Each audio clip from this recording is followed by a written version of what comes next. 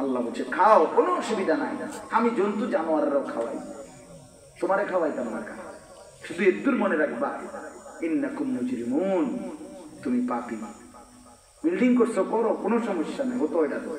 আল্লাহ বলে শুধু ঘুমাও, শুধু খেয়াল রাখবা যদি সুদের টাকা, কিস্তির টাকা, লোনের টাকা, বাটফারির টাকা, এ কথাটা শুধু মনে রাখ, পরে বুঝই।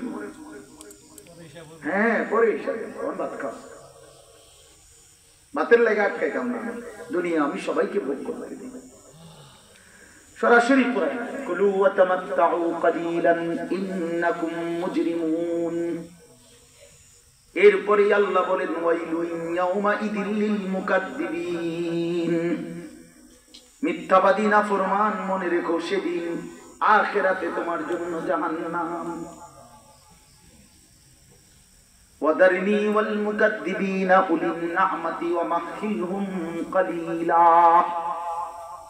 আল্লাহ বলে আমার নাফরমান বান্দাকে কিছু সময়ের জন্য দুনিয়া খাইতে দাও, শুধু তারে বলে রাখো ইন্না লাদাইনা আনকালাম ওয়া জাহিমা, আমি তার জন্য আখিরাতে রেডি রাখছি আগুনের শিকল আর জ্বলন্ত আগুন, ওটা তারে বলে দিও।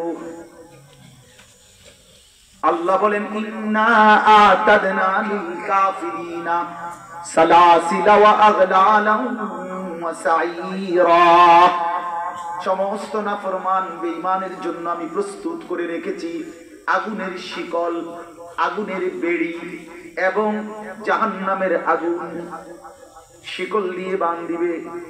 কোরআনুল কারীমের মধ্যে আছে 70 হাত লম্বা শিকল,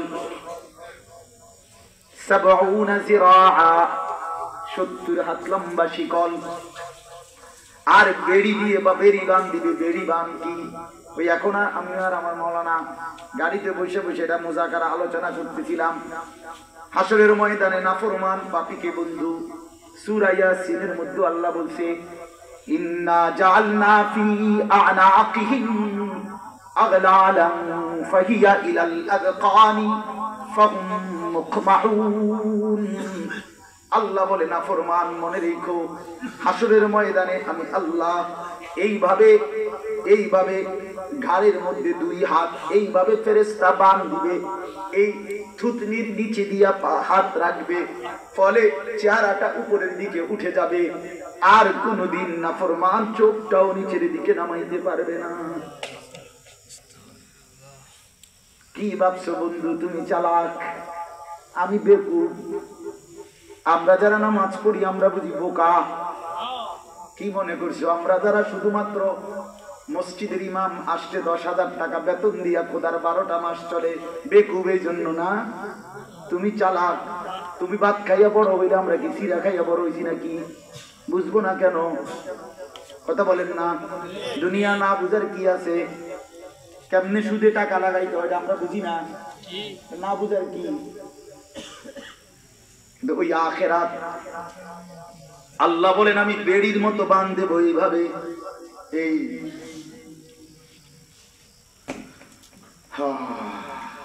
এই এখন বলছি আমি মৌলানা, আমার মাদ্রাসার উস্তাদ আমার সাথে আসছে মৌলানা রুহুল আমিন, ওরে বললাম একবার পড়ে শুনাইছি আরবি কিতাব থেকে তাফসীর। এক সাহাবী বলছে আবু দারদা রাদিয়াল্লাহু তাআলা আনহু, উনি বলছে হে আল্লাহর বান্দা আজ হাত উঠাও। ছেলেরা খেয়াল করো, উনি বলছে ছেলেরা এ আল্লাহর বান্দা আজকে দুনিয়াতে হায়াত থাকতে না হাত উঠাও নামাজের জন্য। এখন যদি হাত উপরের দিকে উঠাও এটা নামাজ হবে, এর বিনিময়ে জান্নাত মিলবে। আর যদি এই হাত না উঠাও একদিন আল্লাহ ঠিকই এই হাত উঠাবে, কিন্তু সেদিন বেড়ির মতো পান দিয়া দিবে। নারে তাকবীর, আল্লাহু আকবার, তাকবীর, আল্লাহু আকবার। কোরআনের আলো ঘরে ঘরে জালো, হাদিসের আলো ঘরে ঘরে জালো। বুঝো নাই বন্ধু? হাত তোমার উঠাইতে হবে, হাত এটা উঠা। এখন তো এমনি সুন্দর নামাজের জন্য উঠাইলা না বেঈমান, মনে রাখবে হাত উঠাবে। এই হাত তুলতে হবে একদিন, কিন্তু সেদিন তোমারে তুল্লা ঘাড়ের সাথে বান দিয়ে দেবে। এই জন্য দোস্ত আমার, বন্ধু আমার, জিন্দেগি নষ্ট না করো। আমার হায়াত আমার, আপনার হায়াত আপনার, ছেলেরা তোমাদের হায়াত তোমার। না তুমি আমার, না আমি তোমার, তুমি তোমার।